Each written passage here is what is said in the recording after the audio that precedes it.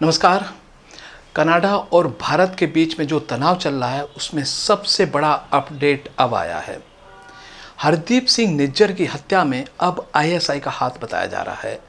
America की खुफिया agency ने जो जांच की है और एक 90 सेकंड का वीडियो जारी किया है, उसमें ये साफ दिख रहा है कि ये जो एजेंट थे जिसमें हत्या हुई है हरदीप सिंह निज्जर की, उसमें आईएसआई एजेंटों का हाथ है। अब ये खुफिया एजेंसी किस आधार पर कह रही, मैं आपको वो विस्तार से बताने की कोशिश करता हूँ।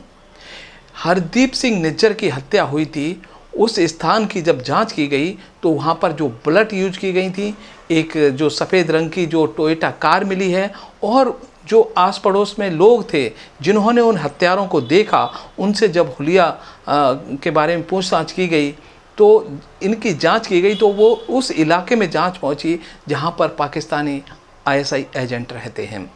तो पाकिस्तान की आईएसआई एजेंट इस हत्या में बिल्कुल शामिल है, और ये बहुत बड़ा खुलासा अब तक जो अमेरिका की खुफिया एजेंसी ने किया है, और अब कनाडा पुलिस भी जांच कर रही है। अब सवाल ये उठता है कि आईएसआई ने आखिर हरदीप सिंह निज्जर और भी कई खालिस्तानियों की हत्या क्यों करवाई। तो इसके पीछे सबसे बड़ा कारण ये बताया जा रहा है कि जो भी खालिस्तानी हैं, जो आईएसआई ने इनको खड़ा किया और बहुत सारा करोड़ों अरबों रुपए इनको दिया गया था, और रुपया वो इसलिए दिया गया था कि आप भारत में जाकर के वहाँ पर खालिस्तानी आंदोलन को आगे बढ़ाएं, यहाँ के राजनेताओं की हत्या करें, बम विस्फोट करें और एक दहशत का माहौल पैदा करें। और ये सब इसलिए करवा रहा था आईएसआई क्योंकि कश्मीर से ध्यान हटाकर जो फोर्स है वो पंजाब में स्थानांतरित की जा सके, तो जो आतंकवादी जो कश्मीर में भेजे जा रहे हैं वहाँ से उनके ऊपर दबाव कम हो सके। लेकिन इस समय भारत में मोदी सरकार है, और मोदी सरकार ने इतनी सख्ती कर रखी है, चाहे बॉर्डर हो, चाहे आर्मी का एरिया हो, चाहे बीएसएफ का हो, सबको चुस्त दुरुस्त कर रखा है।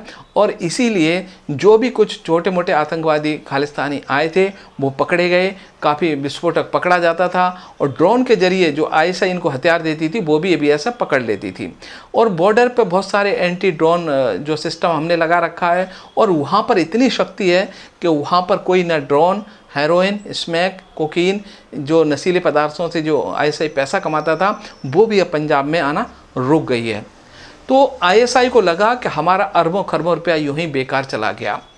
तब इन्होंने कहा कि भाई काम नहीं करोगे तो हम आपके साथ कुछ भी कर सकते हैं। ये तो आईएसआई का पुराना ढर्रा रहा है।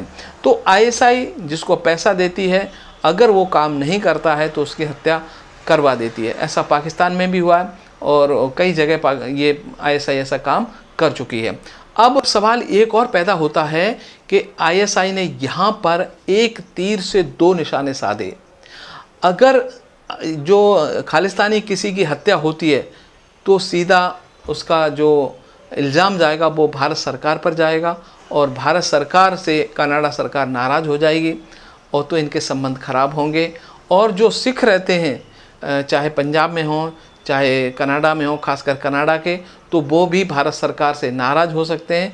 इसी कारण से जो आईएसआई ने जो हरदीप सिंह निज्जर इसकी हत्या करवा दी। तो अब तक का सबसे बड़ा अपडेट, जो हत्या हुई है उसमें आईएसआई ने अपना एक रूप और दिखा दिया है कि ये किसी के सगे नहीं है। जो भी इनके चंगुल में फंसता है उसका अंतिम मौत के अलावा कोई भी स्थान नहीं है। बहुत सारे आईएसआई ने हज़ारों पाकिस्तानी भाइयों को मरवा दिया कश्मीर में भेज कर, और हमारे कश्मीर के बहुत सारे जो नौजवान हैं उनको पाकिस्तान में ट्रेनिंग देकर और वापस कश्मीर में फैलाकर हथियार देकर भेज देते हैं, और वहाँ पर वो बेमौत मारे जा रहे हैं। तो इस इलाके में खासकर हम बात करें भारत पाकिस्तान के आसपास, जितनी खतरनाक आईएसआई हैं उतना खतरनाक और कोई नहीं है, क्योंकि पाकिस्तान का सारा बजट इस समय आईएसआई लेके चला जाता है, आर्मी लेके चली जाती है। आम पब्लिक के लिए पाकिस्तान में कोई बजट बचता नहीं है, इसीलिए पाकिस्तान के हालात दिनों दिन ख़राब होते जा रहे हैं।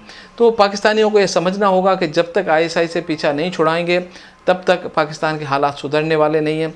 और जो भारत को बदनाम करने की कोशिश की थी उसमें आईएसआई एक बार फिर उसका पर्दाफाश हो गया है। तो तो मुझे लग रहा है कि इस समय जो स्थिति है भारत और कनाडा के संबंधों की, उसमें जो जस्टिन ट्रूडो हैं वो बहुत बुरी तरह से फंस गए हैं, क्योंकि जो वहाँ के स्पीकर हैं, लोग जो वहाँ की संसद है वहाँ को उन्होंने इस्तीफा दे दिया है, और सड़कों पर वहाँ पर लाखों हिंदू और कनाडाई लोग जो जस्टिन ट्रूडो के खिलाफ और खालिस्तानियों के खिलाफ वहाँ पर प्रदर्शन कर रहे हैं। तो मुझे लग रहा है कि अब जस्टिन ट्रूडो को अगर कनाडा में शांति स्थापित करनी है तो इनको इस्तीफा देना ही पड़ेगा।